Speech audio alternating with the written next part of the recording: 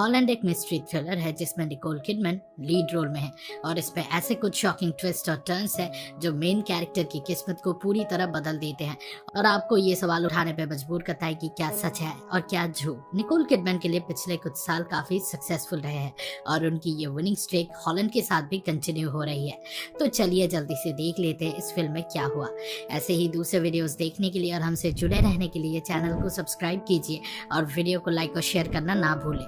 Thank you. और एक huge spoiler warning के साथ let's move on. Vandergroot family Holland Michigan में एक शांत जिंदगी जी रही होती है जब तक नैन्सी को ये शक नहीं हो जाता कि फ्रेड यानी उसकी हस्बैंड उससे धोखा दे रहा है। नैन्सी अपने कॉलीग डेव से अपनी बात शेयर करती है जो कुछ समय पहले ही टाउन में आया होता है। नैन्सी डेव को कन्विंस करती है कि वो उसकी मदद करे ये जानने में कि फ्रेड क्या कर रहा है। इसी बीच नैन्सी और डेव के बीच स्ट्रॉन्ग फीलिंग्स डेवलप हो जाती है और वो दोनों एविडेंस ढूंढने निकल पड़ते हैं ताकि नैन्सी बिना किसी गिल्ट के फ्रेड को छोड़ सके। लेकिन जहां वो सिर्फ एक अफेयर ढूंढ रही थी वहां उसको फ्रेड के बारे में एक ऐसी चीज पता चलता है जो उसके सारे प्लान्स और सोच को बदल देता है। डेव अपने आसपास के लोगों की परवाह करता है चाहे वो उसके स्टूडेंट्स हो या कोई और, पर क्योंकि वो एक मैक्सिकन है उसको रेसिज्म का सामना भी करना पड़ता है। फिर भी वो हमेशा मदद के लिए तैयार रहता है, इतना कि अपनी जान जोखिम में डालकर भी नैन्सी की मदद करता है। हालांकि डेव नैन्सी के साथ रहना चाहता है पर वो खुद को रोक लेता है क्योंकि उसे लगता है कि ये सही नहीं होगा क्योंकि नैन्सी अभी भी शादीशुदा है।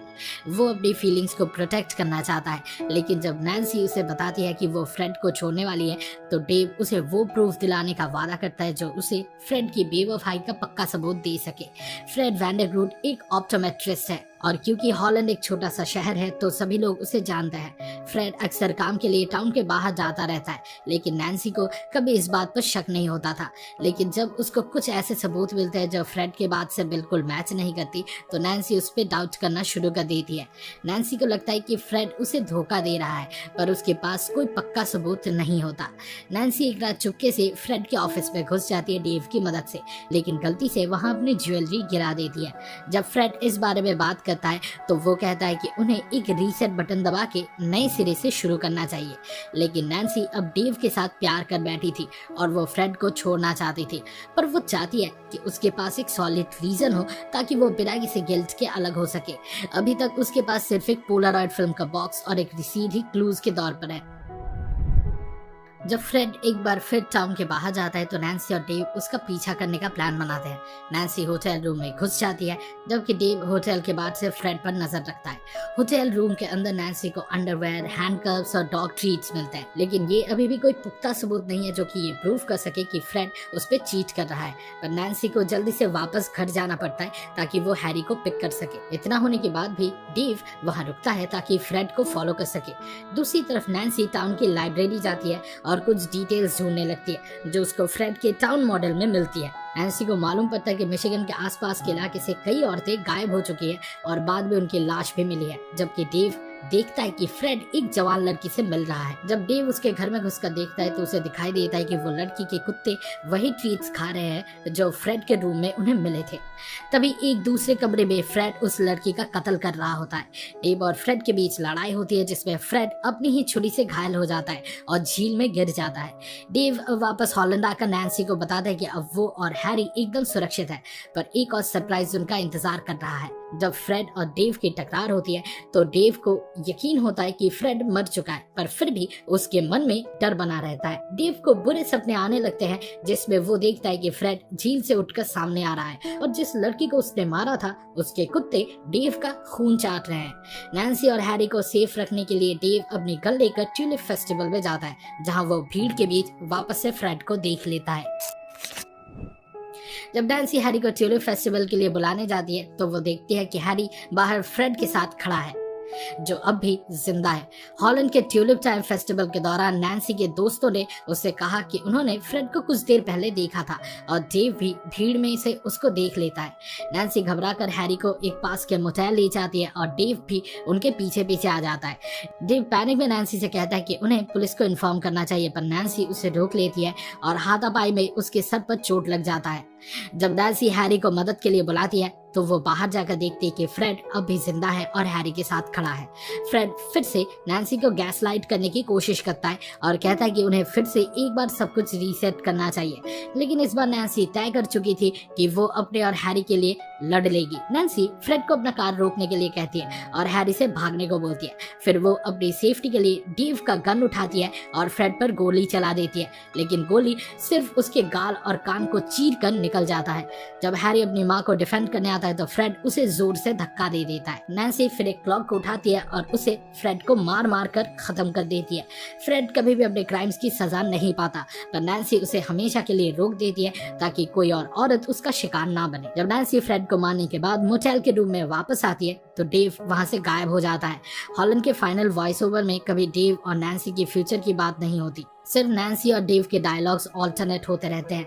शायद डेव अपनी चोटों के कारण बच जाता है, पर उसके बाद वो शायद हॉलैंड छोड़कर चला जाता है। एंडिंग में कहीं भी ये नहीं बताया जाता कि डेव और नैन्सी एक साथ हो भी पाए या नहीं, तो ये माना जा सकता है कि उस दिन के बाद डेव हमेशा के लिए गायब हो गया था।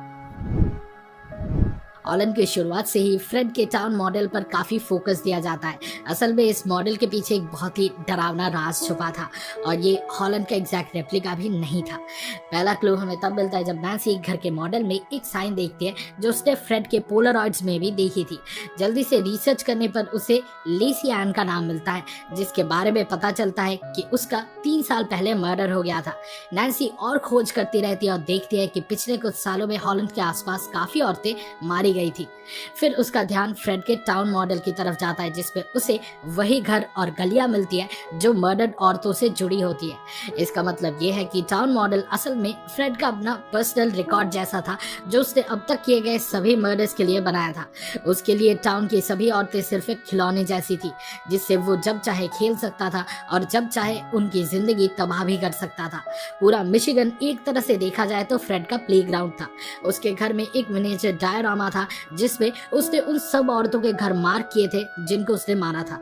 सबसे डरावनी बात ये थी कि फ्रेड अपने बेटे हैरी को भी इस चीज की ट्रेनिंग दे रहा था और यही वजह थी कि नैन्सी अपने बच्चे को उसके प्रभाव से बचाना चाहती थी। फ्रेड एक ऑप्टोमेट्रिस्ट भी था जो ये दिखाता है कि वो लोगों को वो चीजें दिखा सकता था जो असल में थी ही नहीं। नैन्सी फ्रेड के लिए एक परफेक्ट वाइफ थी, एक ऐसे पपेट जिसे वो अपनी मर्जी से कंट्रोल कर सकता था। नैन्सी को हमेशा ये लगता था कि उसकी शादी परफेक्ट है, फिर भी वो अक्सर खुद को बंदी महसूस करती थी, लेकिन वो एग्जैक्ट ये बता नहीं पाती थी कि ऐसा क्यों हो रहा था, क्योंकि उसकी कैद एक फिजिकल केज नहीं थी, वो एक सुंदर सा सजाया हुआ झूठा सपना था जो सिर्फ एक अच्छी शादी के आड़ में बनाया गया था।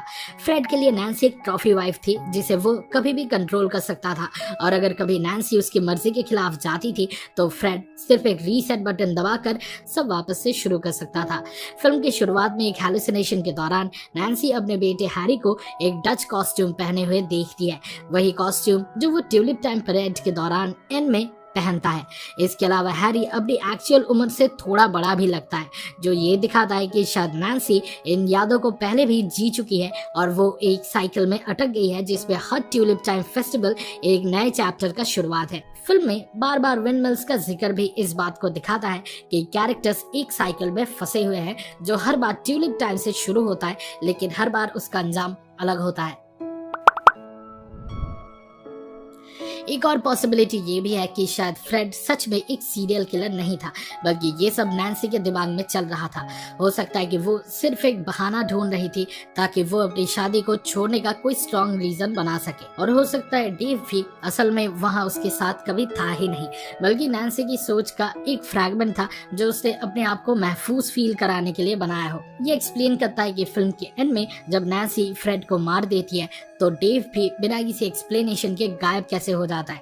हॉलैंड का एंडिंग फाइट क्लब जैसा लगता है जिसमें यह हिंट दिया गया है कि शायद डेव और नैन्सी एक ही व्यक्ति थे, लेकिन क्योंकि डेव के साथ और भी लोग इंटरैक्ट करते हैं इस वजह से ये थ्योरी पक्के तौर पर कहना मुश्किल है।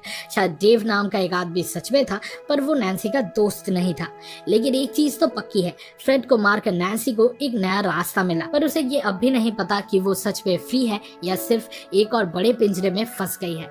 हो सकता है वो अब भी ट्यूलिप टाउन की एक प्रिजनर हो, बस इतना फर्क है कि अब फ्रेड वहां नहीं है जो सब कुछ कंट्रोल कर सके। फिल्म के दूसरे हाफ में नैन्सी बार बार ये महसूस करती है कि कोई चीज उसे हॉलैंड और फ्रेड के साथ जोड़ के रख रही हो। ये चीज शायद ट्यूलिप्स है जो लोगों को अपने सपने जैसे स्टेट में रख रही है। हो सकता है कि हॉलैंड की ट्यूलिप्स एक तरह का हेलुसिनोजेन है जो लोगों को अपनी सच्चाई से दूर रखता हो। इसी वजह से जो लोग बाहर से आते हैं, जैसे ये हैरी का नैनी और डेव, उन पे इसका उतना ज्यादा असर नहीं होता, इसलिए उनके लिए हॉलैंड से बाहर निकलना भी आसान होता है। अंत में नैन्सी फ्रेड को एक क्लॉग या एक डच वुडन शू से मार देती है। ये वही क्लॉग है जो वो दोनों ट्यूलिप टाइम फेस्टिवल के पवित्र डांस के लिए पहनते हैं। ये दिखाता है कि फ्रेड अपने ही कल्चर का शिकार बन जाता है, यानी कि जो डचनेस उसके लिए एक आइडेंटिटी थी वही उसकी मौत की वजह भी बन गई। फिल्म में ये दिखाया गया है कि शायद फ्रेड और नैन्सी कैल्विनिस्ट है और कैल्विनिज्म ये मानता है कि इंसान का स्वर्ग या नर्क जाना पहले से ही फिक्स होता है। कोई भी वर्चू या पाप इस किस्मत को बदल नहीं सकता। अगर तुम्हारे किस्मत में स्वर्ग जाना लिखा है तो भगवान के आशीर्वाद से तुम्हारे सारे पाप माफ हो जाएंगे, और अगर तुम पहले से ही नर्क के रास्ते पर हो तो चाहे तुम जितना भी अच्छा बनने की कोशिश कर लो, तुम्हारा अंजाम नहीं बदलेगा। इसी वजह से शायद फ्रेड ये मानने लगा था कि उसका जो भी एक्शन है वो जस्टिफाइड है। अगर ध्यान दिया जाए तो फ्रेड उन्हीं औरतों को मार रहा था जो नैन्सी की तरह डोमेस्टिक या हाउसवाइफ नहीं थी। शायद उनको मारकर वो उन्हें लाइन पर लाने की कोशिश कर रहा था, जो हॉलैंड की कन्वेंशनल लाइफ के अगेंस्ट जा रही थी। एक और डिस्टर्बिंग एलिमेंट ये है कि फ्रेड जब किसी औरत का मर्डर करता है तो कुत्ते उनका ब्लड क्लीन कर देते हैं। ये दिखाता है कि सोसाइटी किस तरह से औरतों को एक लो स्टेटस देती है। कुत्ते तक फ्रेड के लिए औरतों से ज्यादा वैल्यूएबल है। फिल्म एक फेमिनिस्ट एंगल भी दिखाती है। फ्रेड अपने बेटे हैरी से कहता है औरतें ऐसी ही होती है, जब वो उन्हें एक कंफर्टर के साथ कंपेयर करता है। उसका मानना है कि औरतें कॉम्प्लेक्स नहीं होती, बस उन्हें कंट्रोल किया जाए तो वो इजीली मैनेजेबल हो जाती है। लेकिन रियलिटी ये नहीं है, और इसी वजह से नैन्सी अपना कंट्रोल तोड़ती है और फ्रेड का दी एंड कर देती है। लेकिन सबसे बड़ा सवाल ये है, क्या नैन्सी सच में फ्री हो पाई, या वो सिर्फ एक और बड़े पिंजरे में आ गई जिसपे अब भी ट्यूलिप टाउन का असर बचा है। इस वीडियो को देखने के लिए शुक्रिया। हॉलैंड देखने के आपके एक्सपीरियंस के बारे में कमेंट सेक्शन में जरूर शेयर करें। सिनेमा सीरीज के वीकली डोज के लिए लाइक बटन दबाएं और हमारे चैनल को सब्सक्राइब करें। अगले वीडियो में मिलते हैं और